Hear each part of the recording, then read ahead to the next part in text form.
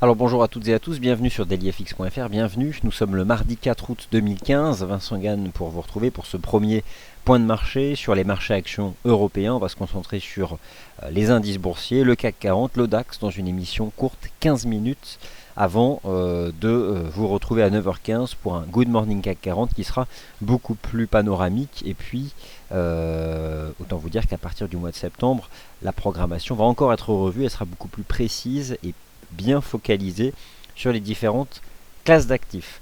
Alors les marchés actions de la zone euro viennent d'enchaîner 5 séances consécutives de hausse, dans un rythme qui est nettement moins vertical que la phase de hausse qui avait eu lieu entre le 9 juillet et le 20 juillet.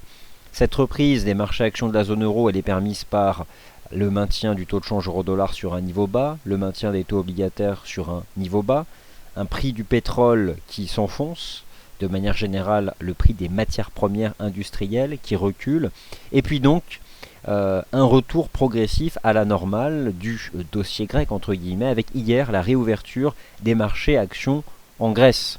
Les résultats trimestriels au sein de la zone euro sont aussi satisfaisants en moyenne jusqu'à présent, puisque toutes les entreprises n'ont pas publié. Le taux de croissance des bénéfices, le bénéfice par action, entre le second trimestre 2015 et le second trimestre 2014 est de 17%. Donc c'est énorme pour la zone euro, ce qui confirme la reprise économique dans cette zone économique. Alors je vous laisse prendre connaissance de l'avertissement sur les risques liés au trading. La Banque centrale d'Australie a maintenu ses taux directeurs la nuit dernière, donc après 2 baisses de taux consécutives. Elle marque le pas cet été, ce qui permet au dollar australien d'enregistrer un rebond technique, notamment face au dollar US, mais ça on en parlera notamment dans le Good Morning CAC 40. Non, le principe du rendez-vous des scalpers, cette émission courte entre 8h45 et 9h, c'est de se concentrer sur le DAX et le CAC 40, sur un horizon de temps très court. Alors déjà le cadre de fond, puisque je pense que le son et l'image cette fois-ci fonctionnent normalement, mon opinion sur les marchés actions de la zone euro, vous le savez, elle est fermement haussière. Elle l'est depuis les structures techniques haussières du 9 juillet, réalisées sur les précédents sommets de l'année 2014, et elle l'est fermement depuis mardi dernier, à la faveur notamment de structures en avalement haussier sur les marchés actions US, et en Europe, une hausse certes, mais une hausse qui a été beaucoup plus insidieuse, beaucoup plus progressive, mais dans tous les cas, 5 séances consécutives de hausse, malgré tout, mettant à mal toutes les stratégies à contre-tendance, et donc les stratégies de vente. Le marché action de la zone euro peut-il marquer le pas après 5 séances consécutives de hausse? Pour l'instant, aucun signal technique en ce sens n'est donné.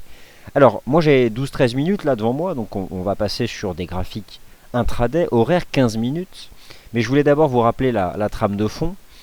Aujourd'hui, nous attendons des résultats trimestriels au sein de la zone euro, c'est certain. Bon, les financières, CAC, Crédit Agricole, BMW, l'automobile allemand, tout ça aujourd'hui, l'automobile allemande, le secteur automobile allemand va jouer un rôle important.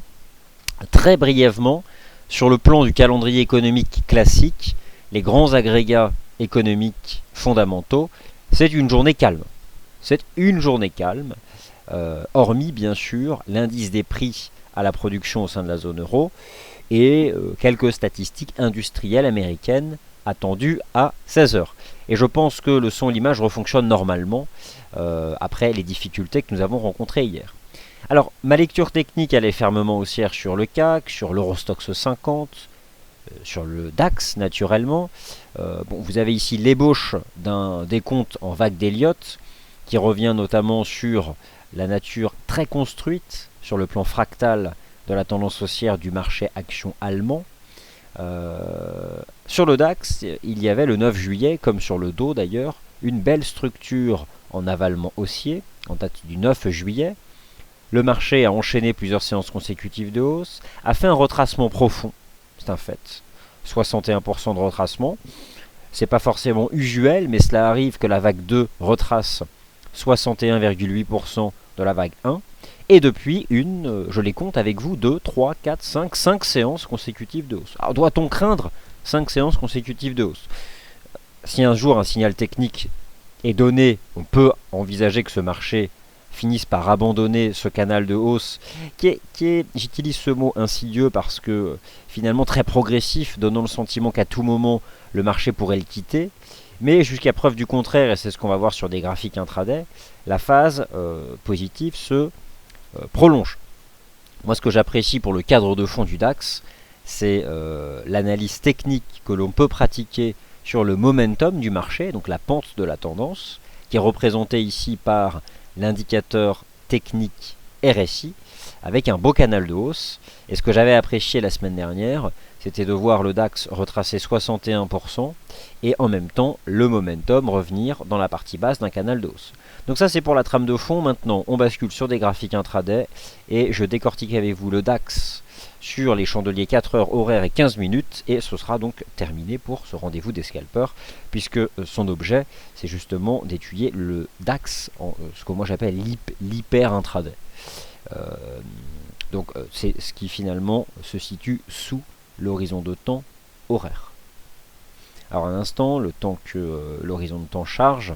Bon, y a des figures intéressantes sur tout un tas de marchés sur cet horizon de temps, sur lesquels j'aurai l'occasion de revenir tout à l'heure. Mais tout d'abord, commençons par le CAC 40. Alors le CAC 40, c'est donc cette phase haussière très bien construite. Un marché, vous le savez, qui a retracé, donc qui a avancé du 9 juillet, qui a retracé 50%, qui repart à la hausse, qui a donné une succession de signaux d'achat, qui évolue dans un canal de hausse très bien construit. Tant que le CAC reste dans son canal de hausse, c'est juste haussier. Et donc la contre-tendance, forcément, est déconseillée. Ce que j'apprécie sur les bougies horaires du CAC, c'est le fait de voir l'indicateur technique RSI se comporter de manière typique d'une phase haussière, à savoir l'indicateur technique RSI évolue entre 50 et 70. Tant que l'indicateur technique RSI évolue entre 50 et 70, cela signifie que les variations haussières sur 14 fois la période étudiée, donc 14 fois 1 heure, sont supérieures en proportion aux variations baissières. Donc le momentum avance avec les prix, ce qui est une très bonne chose, et puis nous pouvons parfaitement utiliser ce canal haussier ici sur les bougies horaires du CAC. C'est donc haussier, bullish, et je pense que ce marché, tant qu'il reste dans son canal, peut rejoindre les 5200 points. Alors à très court terme, que pouvons-nous dire sur le CAC? Je vais zoomer cette fois-ci sur les bougies 15 minutes, et ensuite je vais aller faire exactement le même travail technique sur l'indice allemand. En 15 minutes, formation d'un support à 5090 points. C'était ce précédent niveau horizontal. Le marché a réagi positivement dessus. Le momentum est positif. Le RSI M15, à savoir basé sur 14 fois 15 minutes, qui étudie donc les 14 derniers cours de clôture en 15 minutes. Je vous rappelle que l'indicateur technique RSI est calculé en utilisant les cours de clôture de la période étudiée, à savoir ici les 14 derniers cours de clôture en 15 minutes, donc celle de 8h45, 8h30, etc. C'est bullish, on a encore un certain potentiel. Je pense que le CAC, dans l'immédiat, peut revenir à 5126 points. Alors, qu'en est-il maintenant des chandeliers horaires de l'indice allemand DAX? A-t-on le même type de construction positive? Alors, ce qui est plaisant sur le DAX, c'est qu'on a fini par sortir par le haut d'un canal à faible pente. Le fait de voir les prix sortir par le haut d'un canal à faible pente fait que, naturellement, le rythme de marché s'accélère. C'est donc tout à fait positif. D'ailleurs, le marché action allemand a réalisé un pullback sur le canal dont il est sorti par le haut. Là aussi, la dynamique est positive. Ce que j'apprécie énormément sur le DAX, c'est ce dont je vous parlais à l'aide des bougies japonaises en données journalières, à savoir le fait d'avoir vu le marché allemand retracer 61,8% de la première jambe de hausse. Maintenant, que nous enseignent les bougies japonaises en données 15 minutes sur le DAX, j'ai le même type d'approche que sur le CAC, un potentiel relevé ici sur l'indicateur technique RSI en données 15 minutes, le momentum du marché. Ce qui est plaisant aussi, c'est d'avoir vu une forte phase d'appréciation, un grand corps, un marabouzou, on donnait 15 minutes, qui a permis l'extraction par le haut de ce canal à faible pente. Ce que j'apprécie aussi, c'est de voir le marché réaliser le pullback, repartir, il y a un certain potentiel, une prise d'appui sur le RSI M15 sur la neutralité, le niveau des 50 qui représente la frontière en termes de proportion sur les 14 dernières périodes, donc 14 fois 15 minutes, l'équilibre entre les variations haussières et les variations baissières. Ce marché rebondit sur 50. Je vous rappelle que l'indicateur technique RSI s'utilise donc dans le sens de la dynamique. Alors, c'est une belle construction technique, c'est positif, et je pense que c'est cette zone de prix, les 11 460, qui peuvent être visées sur le DAX à très court terme. Alors voilà pour le décortiquage hyper intraday, on va appeler ça comme ça, que je pouvais vous proposer sur notre ami le CAC et notre ami le DAX. Maintenant, à vos questions. Alors bonjour à tous. Alors non, il n'y a pas de range, hein. Bonjour Voodoo Shield, il y a des belles dynamiques positives. Alors, n'hésitez pas à laisser vos questions sur le CAC et le DAX, puisque c'est le principe de cette émission, d'ailleurs, qui à partir du mois de septembre sera renommée en une émission spéciale DAX, qui sera donc courte et qui durera 15 minutes. Alors malgré tout, je vois une question sur l'once d'or, je vais donc y répondre. C'est un range, et le marché ne l'a pas quitté. Le risque pour l'or cette semaine, c'est bien sûr de quitter par le bas ce range, parce qu'il s'agit d'une phase de transition latérale sur le plan chartiste. On connaît les fondamentaux qui actuellement exercent une pression négative sur la formation des prix des matières premières, notamment les perspectives abaissées de consommation de matières premières par la Chine. D'un point de vue de l'analyse technique, l'once d'or évolue toujours dans un range triangulaire. J'estime que le risque est d'en sortir par le bas à la faveur d'un bon rapport NFP. Alors, le rapport NFP aux États-Unis, il est attendu vendredi prochain. Et je m'intéresse au niveau de résistance, et notamment à cette oblique ici, pour adopter une stratégie de vente. Et je pense que les 1095 et 1100 $ sont un bon niveau de vente sur ce marché.